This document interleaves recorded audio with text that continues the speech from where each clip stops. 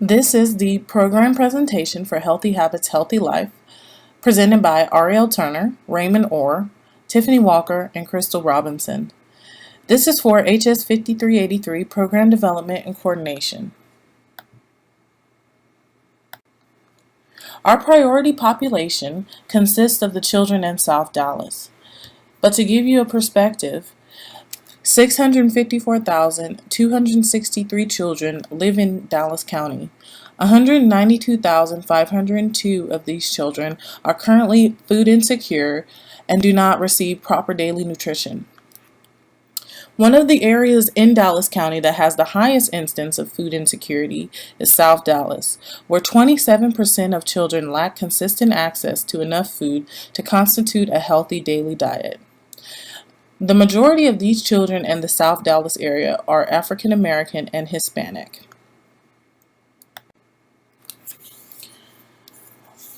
Our key health issues consist of malnutrition and lack of nutrition education.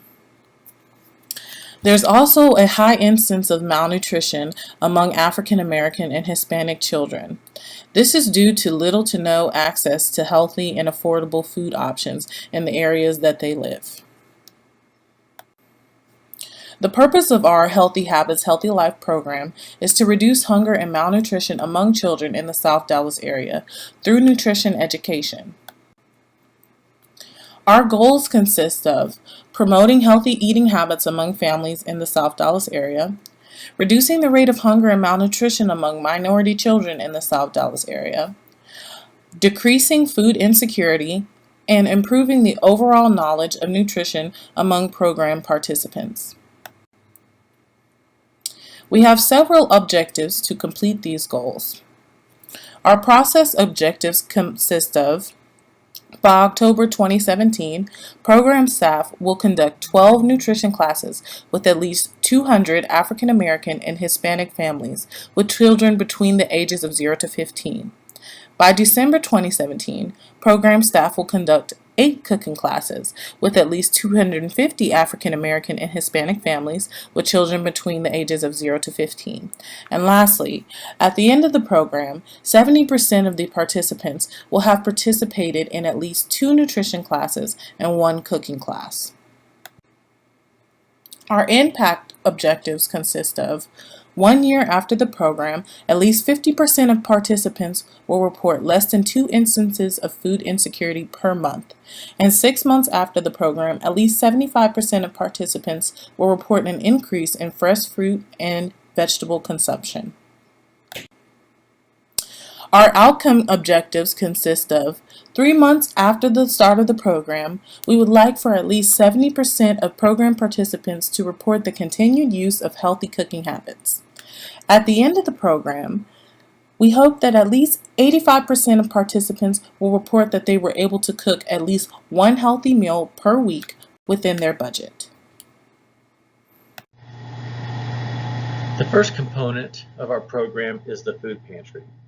This is where the actual distribution of food to the participants takes place. This is going to be from 2 p.m. to 7 p.m.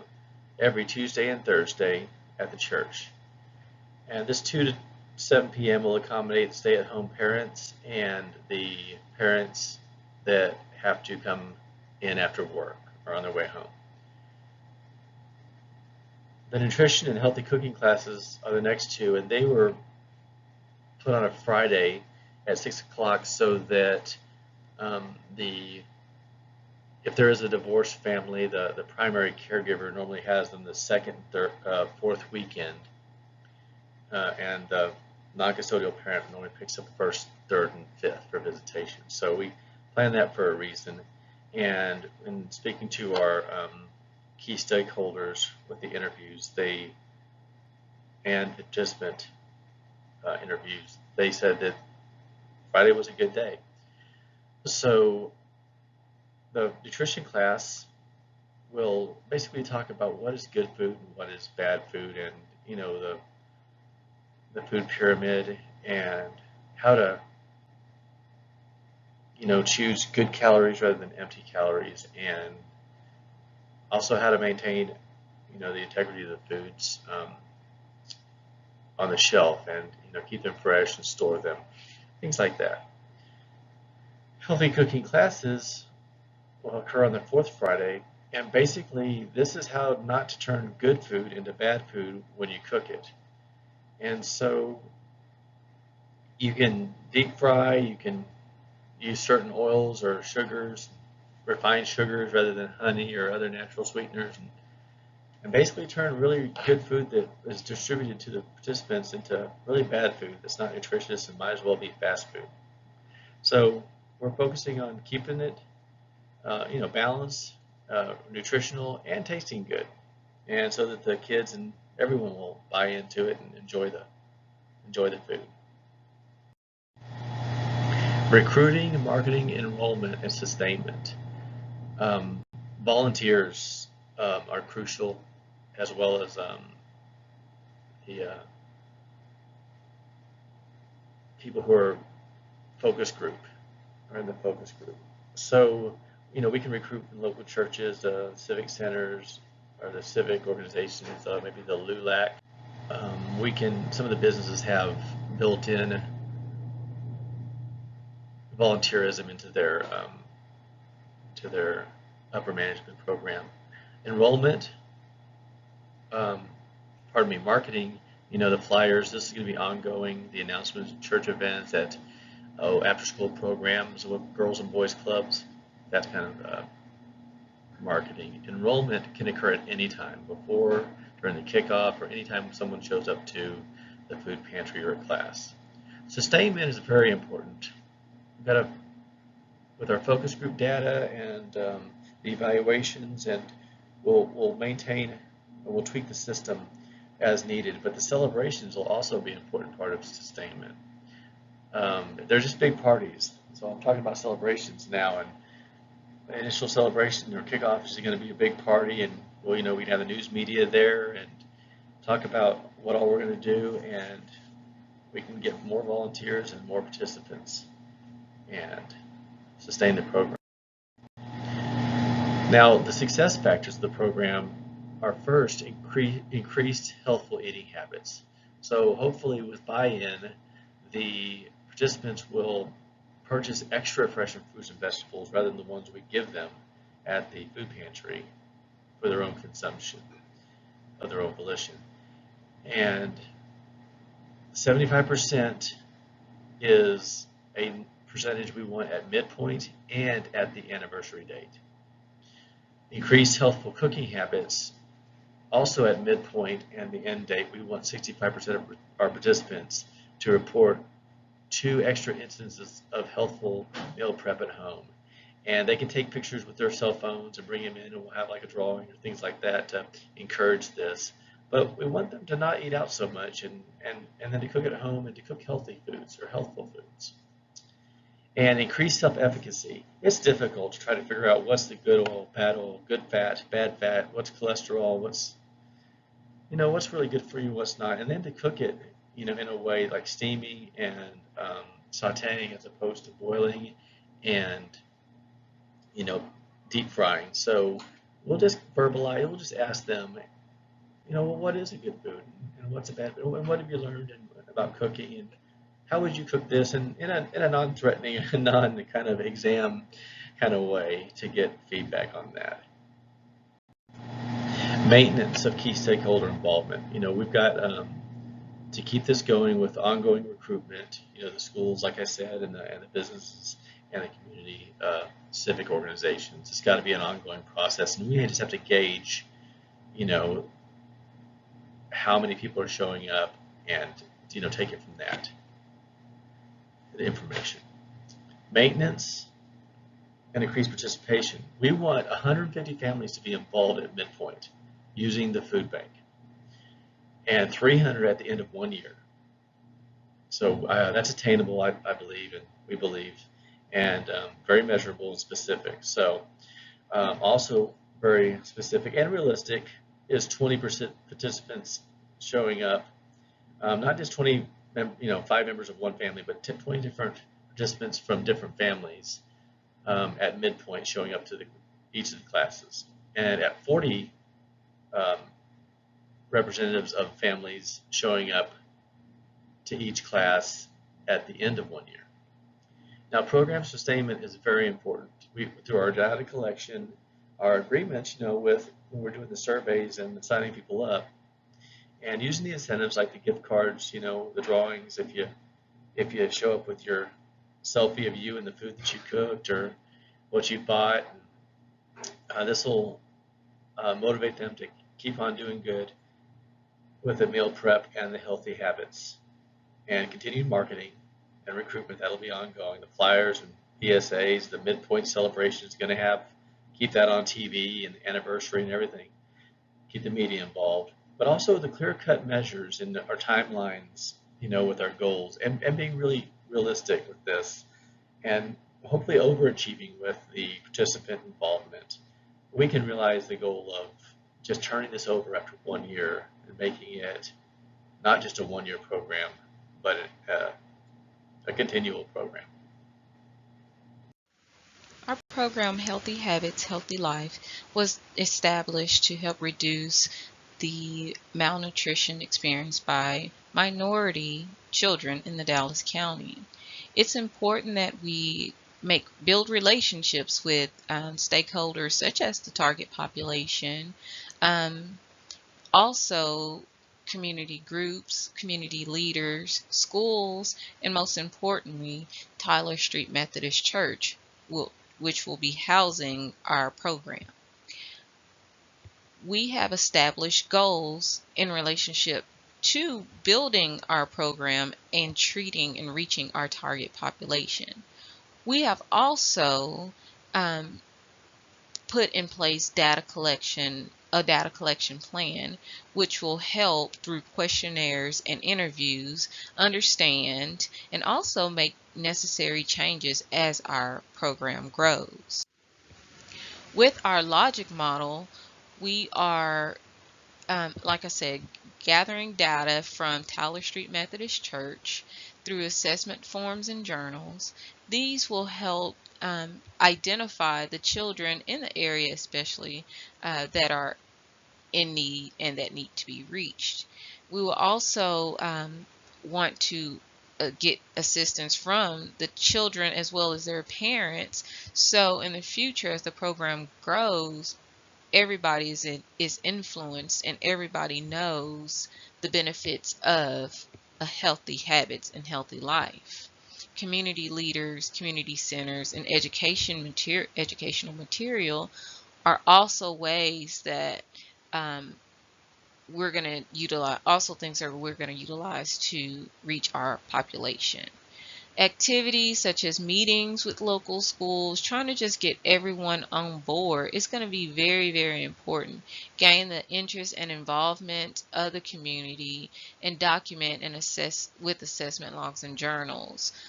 Establish healthy eating workshops are all great activities that we're going to have to impact our target population. We have short-term, medium-term, and long-term goals that will bring awareness to the population that needs to be accessed, preparing continued partnerships, and also helps identify the signs of reduction of malnutrition as malnutrition becomes evident. And as we continue, meal prep programs will be established, and we will continue the process of reducing malnutrition. Most importantly is reaching through marketing and outreach. We will want to be there to support Tyler Street Methodist Church, support one another, so we can really reduce the children that are experiencing malnutrition in forms of bad eating habits, taking good foods and preparing them in a not so healthy way. And Tyler Street Methodist Church has also offered to provide supplemental meals for children in need. So after they come home from school, before they go to school, if they're able to get meals on weekends from the church, those are all going to be ways that the children will be impacted and gain nutritional value. We have program goals to help you know, with the whole process. So it's to promote healthy eating habits, reduce the rate of hunger and malnutrition among minority children in the Dallas County area, as well as we want to decrease the food security. Now, we do have major plans for our goals and objectives, and it is our will to go ahead and, you know, fulfill these things. So in 6 months after the program, at least 75% of the participants will report an increase in fresh fruit and vegetable consumption. In addition, at the end of the program, at least 60% of the program participants will report the continued use of healthy cooking habits, which is very important. The objective will be evaluated through collecting data to evaluate the individual needs of the children experiencing malnutrition. Our group will produce a program plan to help encourage healthier food selections, prep, and implement daily journal logs to keep for their record and continued use. And hopefully, with what they learn, they will continue to utilize it as time goes on, even when they don't have direct access to the program. Within the year, we anticipate about 50% of the local community centers and the school districts will be involved in the fight against child malnutrition, using the educational materials, as I stated before, and bringing awareness and health literacy amongst the target population. Many times people just don't understand what's going on, and if we can just reach this population, the children and the parents, and also get the stakeholders and other stakeholders, the community leaders and churches and other organizations involved and on our side, then everybody will be able to um, help these children. And we want to decrease that food insecurity. 1 year after the program, at least 50% of the participants will report less than 2 instances of food insecurity per month, which is a good thing because we don't want anybody going hungry. And once I think they start as children and gain the respect and the knowledge that they need for such program, then that can be passed on from generations to generations. And so hopefully we will not only decrease the food insecurity in the meantime, in the moment, but in the future as well. And managing nutrition, healthy eating classes is going to be important in that process.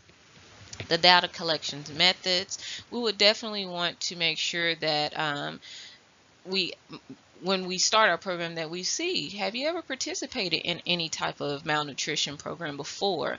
We will utilize pre-assessment surveys, telephone surveys for other stakeholders other than the target population, pre-assessment surveys, daily journal logs, also post-assessment surveys, which will be completed after the program ends. So we will want to know, did this meet your goal? Would you recommend this to someone else? And what things do we need to change? Because without feedback from the participants, we would think, okay, everything looks good. We're doing a great job. But in actuality, we need to change some things and make this better so it can influence and impact more people to fund and donate, as well as more people to realize, hey, this is really working for me. I'm eating better. There are ways that I can just take, you know, foods that I thought that were once unhealthy and make them healthy. So hopefully with our Healthy Habits, Healthy Life program, and with, you know, stakeholders such as the Tyler Street Methodist Church and the local community, we will be able to influence, impact, and change lifestyles of children now and in the future. Program cost and income. Let's first start with our startup cost. Thankfully, we had a partnership with the Tyler Street Methodist Church, which helped reduce our expenses as we were not having to build our own facility, but instead this one would be shared. So startup expenses began with trash cans, tables and chairs, cooking equipment, refrigerator to store the foods that we're going to be helping with the courses and classes. We chose to provide gift cards as incentives that we could get our participants to try to get them involved into our program. Staff also needed some equipment, so we did 6 laptops. Again, this could be used by the volunteers in their cubicles, or it could be used within the offices, so they are a little bit more portable. The conference table for when we're actually having meetings and even meeting with families, some tables, chairs, a phone. A big portion of our expenses came from like our needs assessment, our marketing analysis, as well as other materials that were developed. Staff training was also another big issue or expense that we had seen. Our total startup cost were about $24,200. Our operating cost, our staff salaries and wages were actually based from the Dallas nonprofit organizations that we found from payscale.com. We did have a chief executive officer, we decided a program coordinator, an administrative assistant, financial officer, as well as we needed a receptionist and someone for maintenance. This plus our fringe benefits was a total of about $276,000. We were also in need of individuals for consult as well as external contractors, and that would have been like our nutritionist that we would use and the cooking class instructors. That total for just those two things came to around $74,000. Again, even though we're sharing our facility with the Tyler Street Methodist Church, there is some renting and utilities that we had to think about. So that was a total of about $20,000. Other items that we needed to purchase were filing cabinets, copy machines, shredders, cooking equipment, banquet style tables and chairs, as well as just kind of common office supplies, which include like pens, pencils, paper, printers, DVDs for instruction, and miscellaneous items. The startup and operating total equal to be about $437,170. This again came about with other operating expenses that included mailings to be able to send out our brochures, as well as transportation for our volunteers and for our staff. This also included some training that was needed, printing, copying, advertising, and promotion as well. Income. So there are several different means of income sources that we were able to use. By having this in South Dallas, there was a program that was South Dallas Trust Fund, that is the SDTF, that helped kind of establish some of the supplies and so forth for us. We also looked at the Healthy Food Financing Initiative grant, that again, this was part of the South Dallas Trust Fund. In-kind donations, we were expecting about $50,000. And then we had to apply for the Consumer Advocacy for Transformation grant. And that would have given us about $137,170. And so for our total, we were able to cover all of our expenses at $437,170.